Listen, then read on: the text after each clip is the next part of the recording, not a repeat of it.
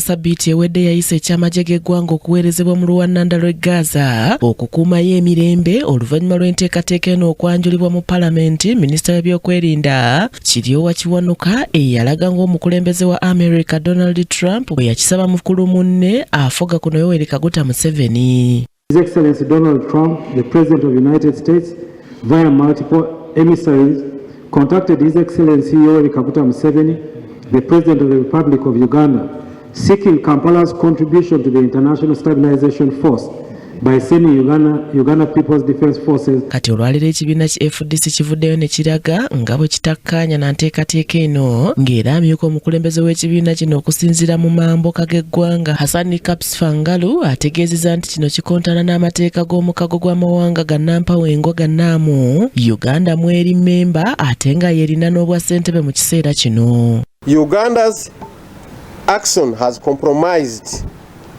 the stand of the non-aligned movement. The US is a superpower.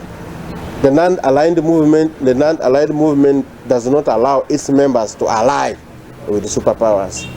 So Uganda is now taking a step that undermines the credibility of this country as a member state of the non-allied movement. Ono agamba nti ekyamagye g'eggwanga okubeera mu mawanga ag'enjawulo mu kiseera kino okuli South Sudan, Central African Republic, Equatorial Guinea, Somalia n'amalala kikosa eggwanga ng'era agamba nti ekyokusindika amagye Gaza kyetaaga okuyimirizibwa. What are the arrangements in these other deployments?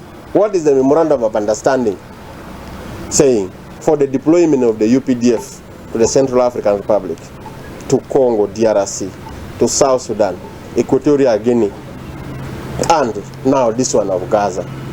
If this motion was not rushed so highly, speedily like this matter would go to the committee and we would be able to examine it in details from FDC mu ngeri y'emu esabye gavumenti okusuula mu kasero enteekateeka y'obutasasula abasawo abakyali mu kugezesebwa.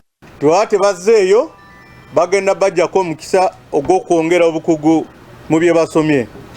Kino ffe tukivumirira nnyo ng'ekibiina kya Forum for Democratic Change. Robert Sentinel omumyuka w'omukulembeze wa FDC ategeezezza nti singa abasawo bano abakyali mu kugezesebwa basindikibwa mu malwaliro ng'ebyetaago byabwe tebikoleddwako kissa obulamu bw'abalwadde mu katyabaga. Tusobola kusindika musawo mu ddwaliro agenda ajjanjabe bannansi ng'alina enjala, talina wakusula, talina bimuyamba. Omusawo omu mu Uganda ajjanjaba abantu 24,000 n'obwongo nabo bukoowa. N'olwekyo bano abasawo ba medical intern bakola nnyo omulimu omunene. Ono agasseeko nti ensimbi abasawo bano bakyagezesebwa ze beetaaga si nnyingi gavumenti ze yali badde bawa olw'omulimu gwe bakola naddala mu kukendeeza emirimu ku basawo abakugu.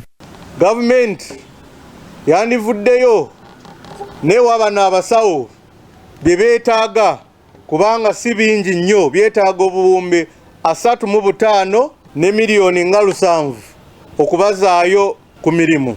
Abo abali mu gavumenti balina omukisa nti gavumenti esobola obbatwala ne beejanjabira mu malwaliro agatali ga gavumenti ag'abantu kinoomu. Abanansi abalala omukisa gwe batalina. Kyambadde Shadrack Joshua yakusakidde eggulire lino ku lwa KTV Amalindirire.